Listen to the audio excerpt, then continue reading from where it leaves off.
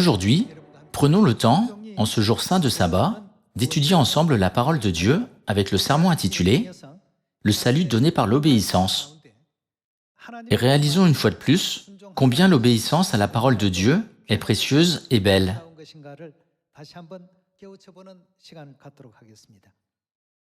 Père est venu sur cette terre en chair et a laissé ce dernier message avant de monter au ciel.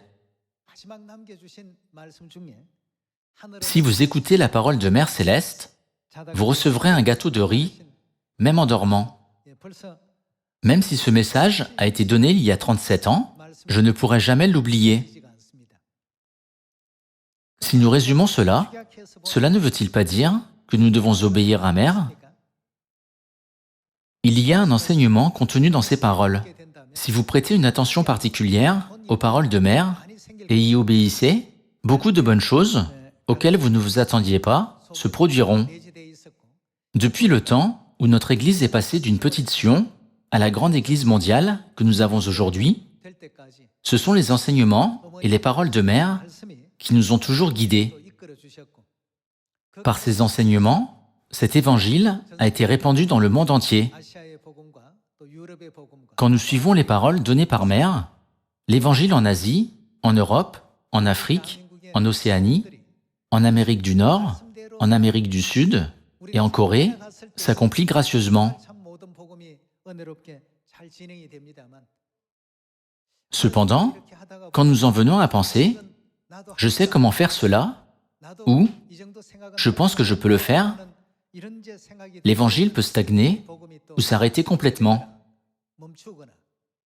Jusqu'à présent, nous avons vu cela se produire. Par conséquent, nous devons suivre la conduite de Père et Mère, partout où ils nous conduisent, jusqu'à la fin, et courir vers le chemin du salut et achever l'Évangile.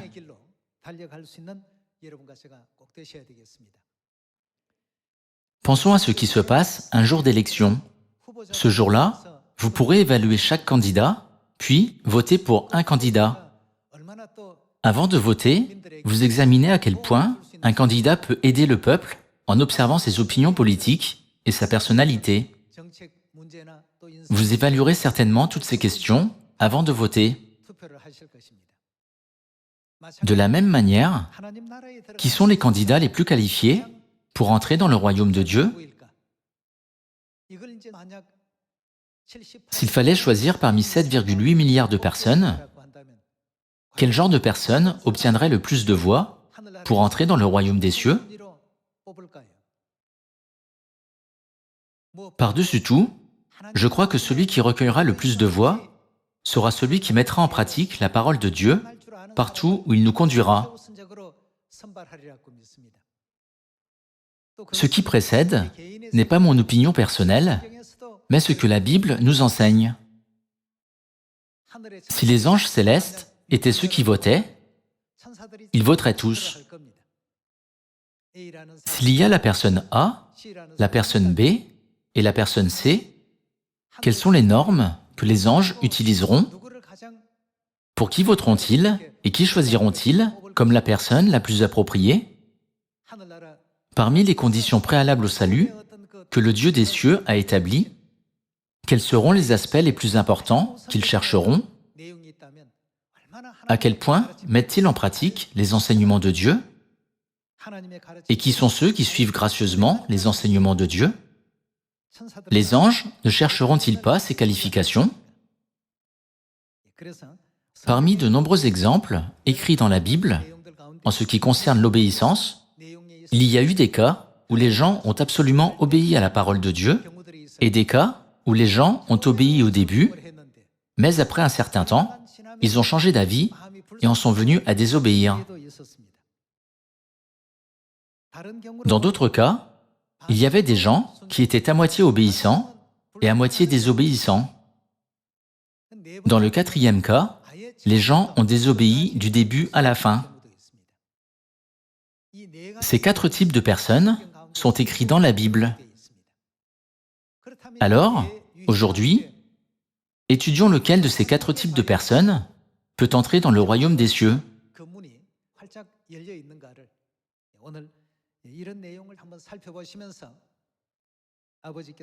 L'un des derniers enseignements de Père était « Si vous écoutez la parole de Mère Céleste, vous recevrez un gâteau de riz, même en dormant. Beaucoup de bonnes choses auxquelles vous ne vous attendiez pas se produiront. » Notre Église de Dieu est passée d'une petite église, sous forme de maison, à des églises dans le monde entier, sous les enseignements gracieux de Père Céleste et de Mère Céleste. Tout cela était un bon résultat de l'Évangile qui s'est produit quand nous avons suivi les enseignements de Dieu.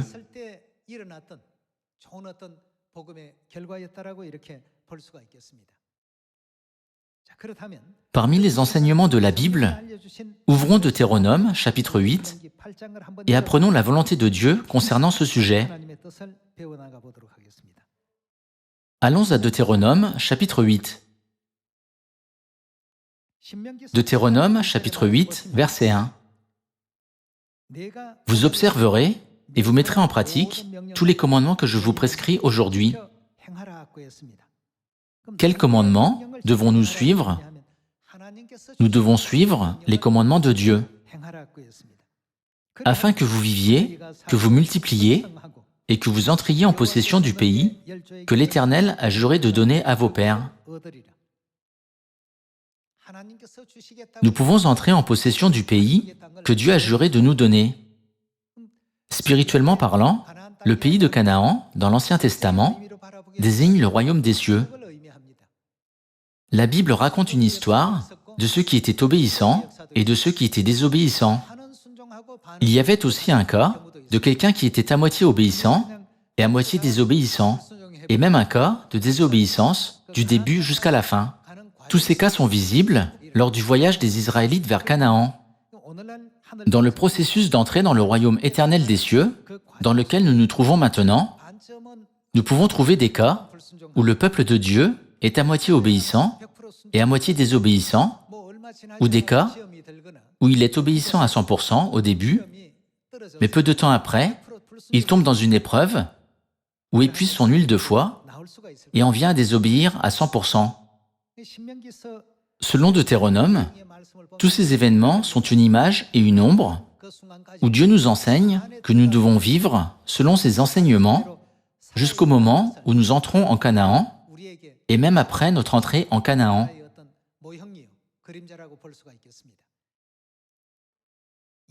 Voyons le verset 2. « Souviens-toi de tout le chemin que l'Éternel ton Dieu t'a fait faire pendant ces 40 années dans le désert, afin de t'humilier. Qu'est-ce que Dieu a fait? Qu'est-ce qu'il a éprouvé pendant 40 ans? De temps en temps, pendant 40 ans, Dieu a éprouvé les Israélites. Chacun d'eux a été soumis à un type de test différent.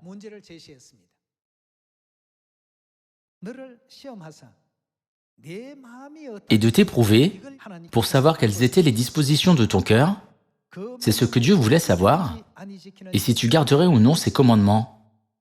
Pendant combien de temps Dieu les a-t-il surveillés pour voir s'il gardait ou non ses commandements, c'est-à-dire s'il lui obéissait ou lui désobéissait?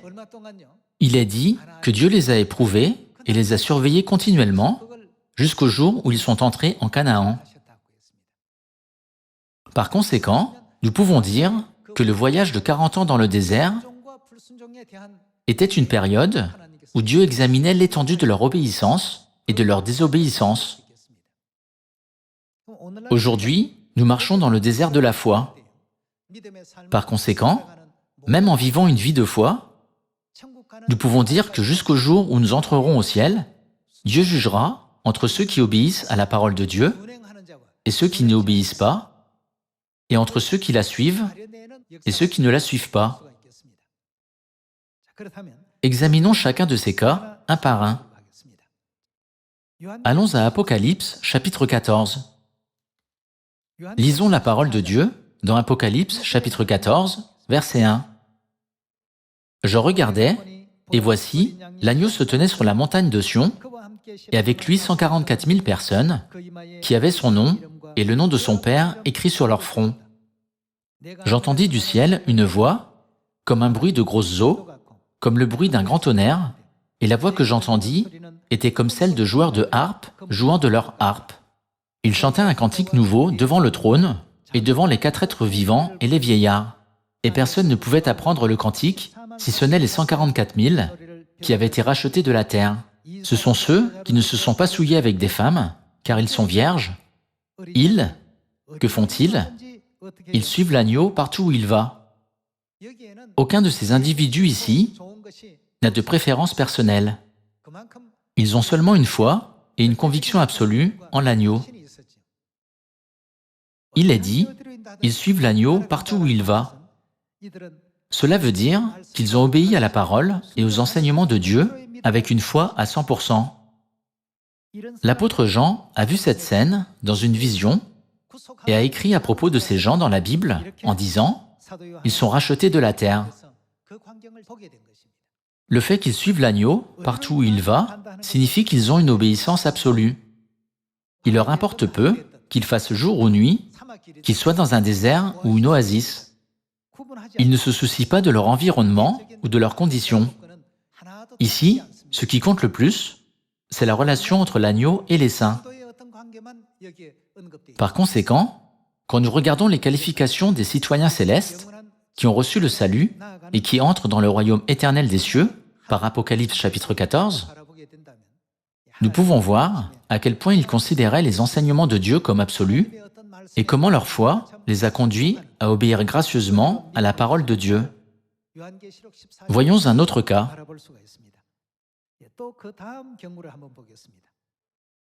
À travers Jérémie chapitre 34, nous pouvons voir le cas d'une personne qui a d'abord obéi, mais qui, après un certain temps, a désobéi parce qu'elle a changé d'avis. Regardons Jérémie chapitre 34, verset 8. Chapitre 34, verset 8. La parole fut adressée à Jérémie de la part de l'Éternel, après que le roi Sédécias eut fait un pacte avec tout le peuple de Jérusalem pour publier la liberté, afin que chacun renvoie libre son esclave et sa servante, l'hébreu et la femme de l'hébreu, et que personne ne tienne plus dans la servitude le juif, son frère. Tous les chefs et tout le peuple, qui étaient entrés dans le pacte, s'engagèrent à renvoyer libre chacun son esclave et sa servante, afin de ne plus les tenir dans la servitude. Ils obéirent et les renvoyèrent.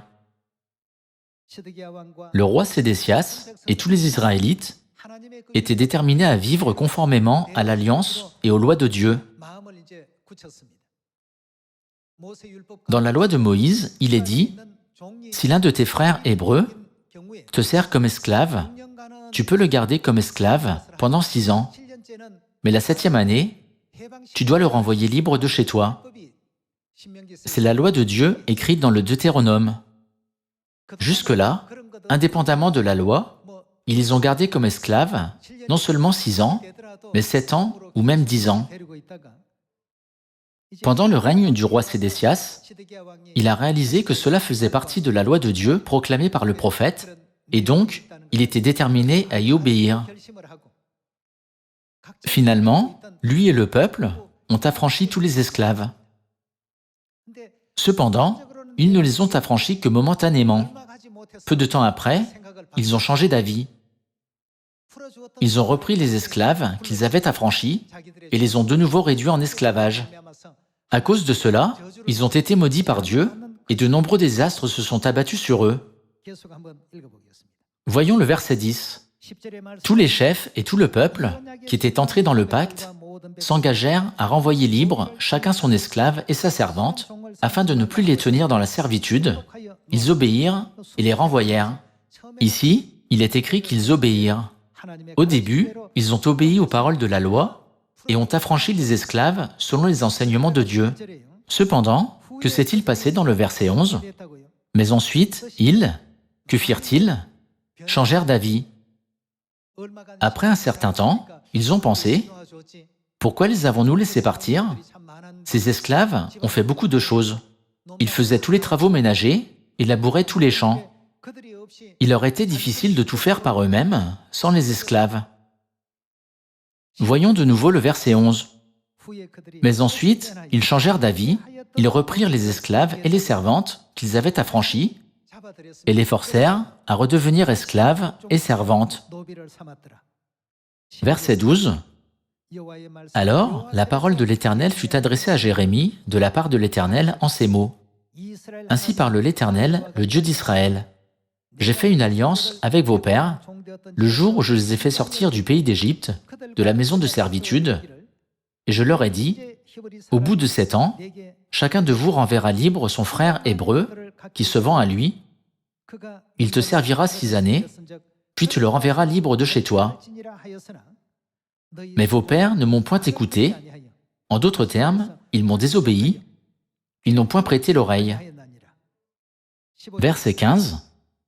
Vous aviez fait aujourd'hui un retour sur vous-même.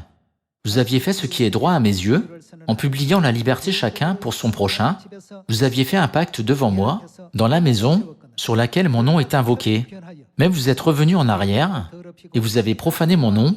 Vous avez repris chacun les esclaves et les servantes que vous aviez affranchis, rendus à eux-mêmes, et vous les avez forcés à redevenir vos esclaves et vos servantes. Verset 17. C'est pourquoi, ainsi parle l'Éternel, vous ne m'avez point obéi, c'est-à-dire que vous ne m'avez pas écouté, en publiant la liberté, chacun pour son frère, chacun pour son prochain. Voici, je publie contre vous, dit l'Éternel, la liberté de l'épée, de la peste et de la famine, et je vous rendrai un objet d'effroi pour tous les royaumes de la terre. Si vous continuez à lire jusqu'au verset 22, vous constaterez que Dieu les maudit avec la destruction et le châtiment. Voyons Deutéronome, chapitre 15, verset 12. Si l'un de tes frères hébreux, homme ou femme, se vend à toi, il te servira 6 années, mais la 7e année, tu le renverras libre de chez toi. Et lorsque tu le renverras libre de chez toi, tu ne le renverras point à vide. Tu lui feras des présents de ton menu bétail, de ton aire, de ton pressoir, de ce que tu auras par la bénédiction de l'Éternel ton Dieu.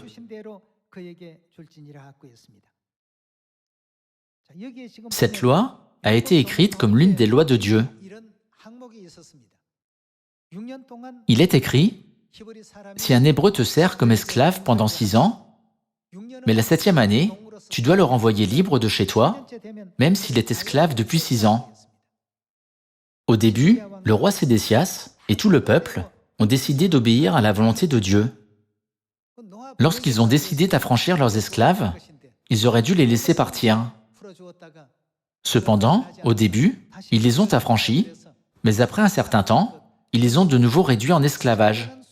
En d'autres termes, ils ont d'abord obéi au commandement de Dieu, mais plus tard, ils y ont désobéi. Par conséquent, Dieu a dit, « Parce que vous ne mettez pas en pratique mes paroles, le résultat sera le suivant.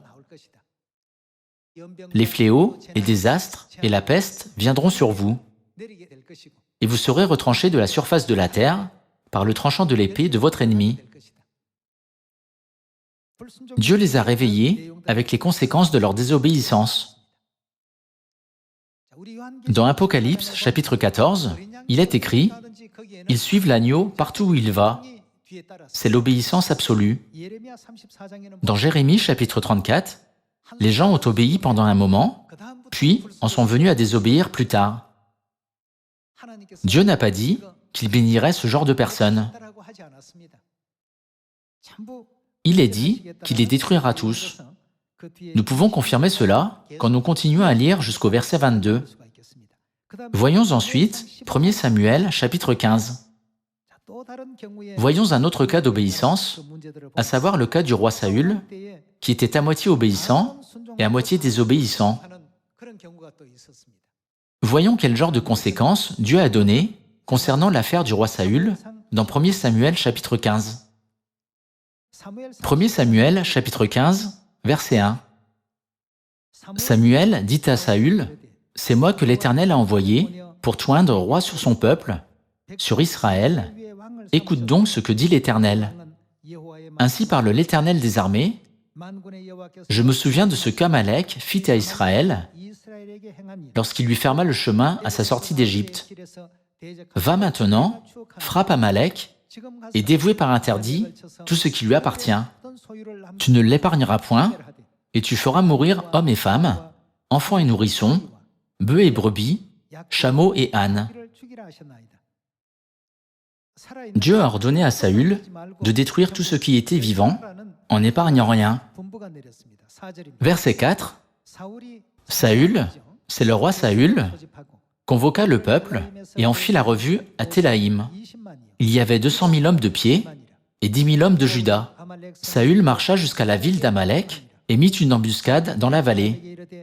Il dit aux Kéniens, « Allez, retirez-vous, sortez du milieu d'Amalek, afin que je ne vous fasse pas périr avec lui, car vous avez eu de la bonté pour tous les enfants d'Israël lorsqu'ils montèrent d'Égypte. » Et les Kéniens se retirèrent du milieu d'Amalek. Verset 7.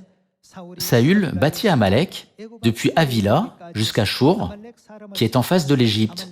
Il prit vivant Agag, roi d'Amalek, et il dévoua par interdit tout le peuple en le passant au fil de l'épée. Mais Saül et le peuple épargnèrent Agag et les meilleures brebis, les meilleurs bœufs, les meilleures bêtes de la seconde portée, les agneaux gras et tout ce qu'il y avait de bon. Ils ne voulurent pas le dévouer par interdit, et ils dévouèrent seulement tout ce qui était méprisable et chétif. En ce qui concerne l'obéissance, les saints de Dieu, montrés dans Apocalypse chapitre 14, ont montré une obéissance absolue en suivant l'agneau partout où il les conduit. Selon la Bible, c'est grâce à cela qu'ils ont été considérés comme dignes d'être rachetés de cette terre. Dans Jérémie chapitre 34, nous pouvons voir que le roi Sédécias et le peuple de Juda ont d'abord obéi à 100%. Cependant, après un certain temps, ils ont changé d'avis pour désobéir à 100%. C'était leur cas. Cependant, selon 1 Samuel chapitre 15, le roi Saül était à moitié obéissant et à moitié désobéissant. Il a tué tous les animaux méprisables et chétifs qui ne valaient rien, mais il a épargné tout le bétail gras jugé précieux. Aujourd'hui, comme nous continuons notre chemin vers le ciel, Dieu nous demande de réfléchir à notre propre obéissance, à la volonté de Dieu, en nous montrant toutes sortes d'actes de désobéissance du passé. Certains obéissent à 100% à la volonté de Dieu jusqu'à la fin. Certains obéissent à 100% pendant un certain temps, mais ils désobéissent également pendant un certain temps.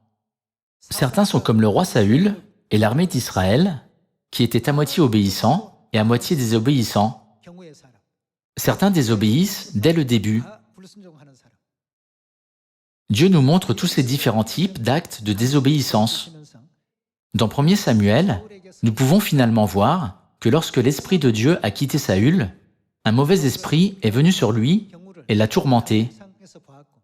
Comme Samuel aimait tellement le roi Saül, quand nous continuons à lire ce chapitre, nous pouvons voir où il s'est senti désolé pour le roi Saül en disant « Pourquoi as-tu fait cela ?»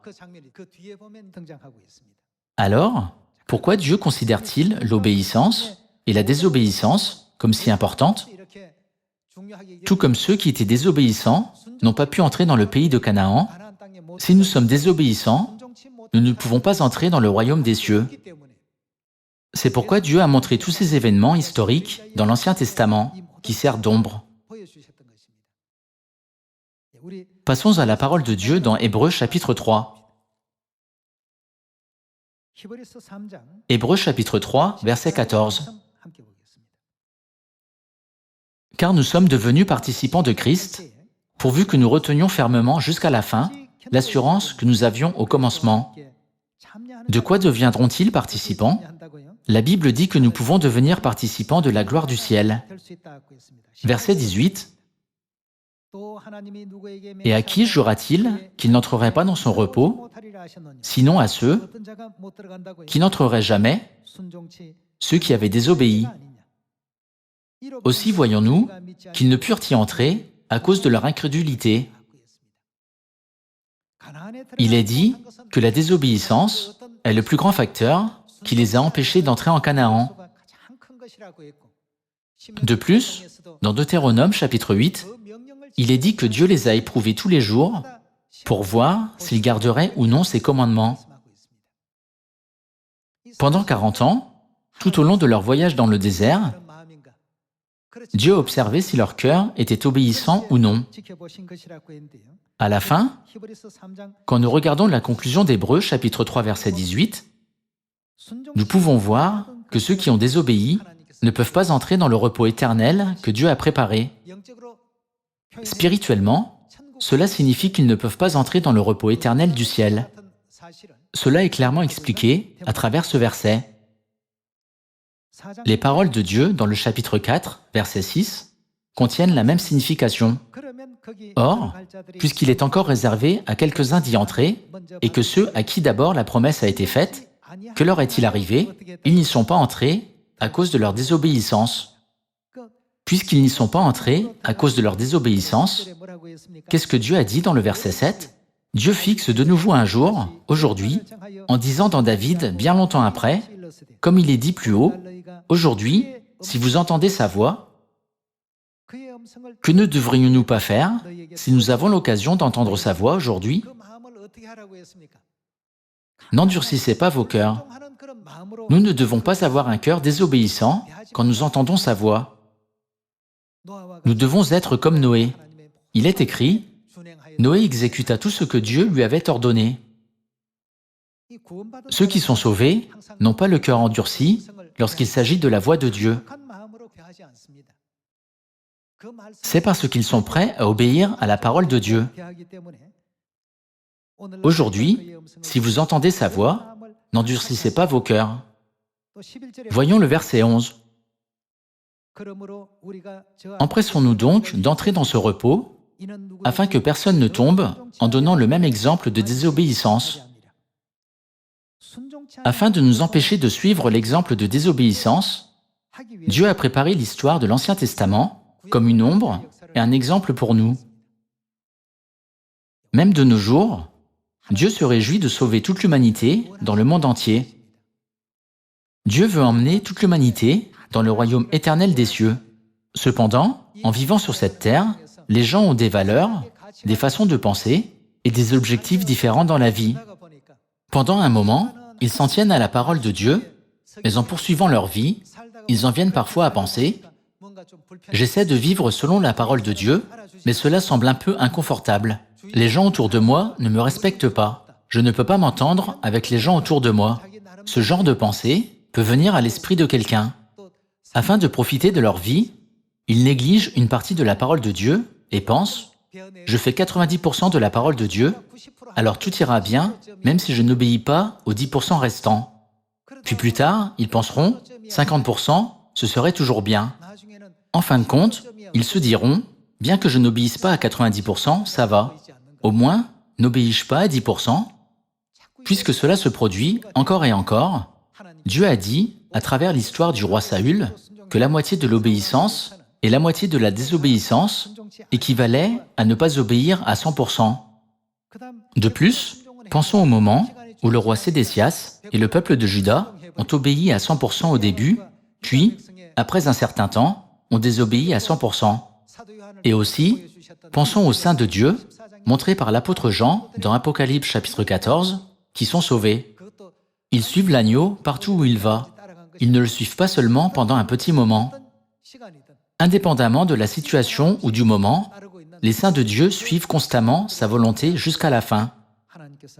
Aujourd'hui, Dieu nous enseigne, à travers divers cas écrits dans la Bible, quelle est la véritable obéissance que Dieu désire et cherche parmi son peuple. À travers tous ces événements, nous pouvons trouver la volonté de Dieu de nous sauver. C'est pourquoi il est écrit dans Deutéronome chapitre 8, « Dieu a éprouvé votre cœur chaque instant pendant 40 ans dans le désert. » Il nous met à l'épreuve pour savoir si nous obéissons ou non à ses commandements. Cela est dû au fait que Dieu ne se préoccupe que de notre salut. Dieu démontre sa profonde préoccupation pour notre salut en nous donnant le pardon de nos péchés et en nous conduisant au ciel. Cependant, si le cœur et l'esprit des gens ne s'alignent pas sur Dieu, ils ne peuvent pas suivre sa conduite. Si nous espérons le ciel et le salut, ne devrions-nous pas vraiment le suivre jusqu'à la fin, partout où il nous conduira, pour le reste de notre vie? Ce n'est que lorsque cela sera fait complètement et rapidement que le jugement de Dieu viendra sur la terre. N'est-il pas dit dans 2 Corinthiens, chapitre 10, « Lorsque votre obéissance et votre foi seront complètes, je jugerai et punirai toute désobéissance. » Allons à 2 Corinthiens, chapitre 10. 2 Corinthiens, chapitre 10, verset 4. « Car les armes avec lesquelles nous combattons ne sont pas charnelles, mais elles sont puissantes par la vertu de Dieu pour renverser des forteresses. Nous renversons les raisonnements et toute hauteur qui s'élève contre la connaissance de Dieu, et nous amenons toute pensée captive à l'obéissance de Christ. Nous sommes prêts aussi à punir toute désobéissance lorsque votre obéissance sera complète. » Finalement, le jugement sera porté sur toute l'humanité lorsque notre foi en Dieu et notre obéissance à sa parole seront complètes. Dieu nous a fait savoir qu'il punirait ce monde pour sa désobéissance. Au milieu de tous les signes de grands désastres, tels que les crises en Ukraine et au Myanmar, qui se produisent autour de nous, et la pandémie de coronavirus, nous devons nous demander qu'est-ce qui manque dans notre foi. Lorsque Dieu met notre foi à l'épreuve, obtenons-nous une mauvaise note ou une bonne note?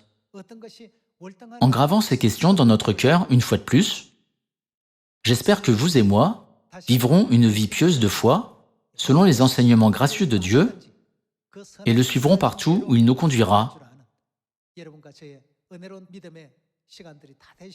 Si nous écoutons la parole de Mère Céleste, nous recevrons sûrement un gâteau de riz, même en dormant.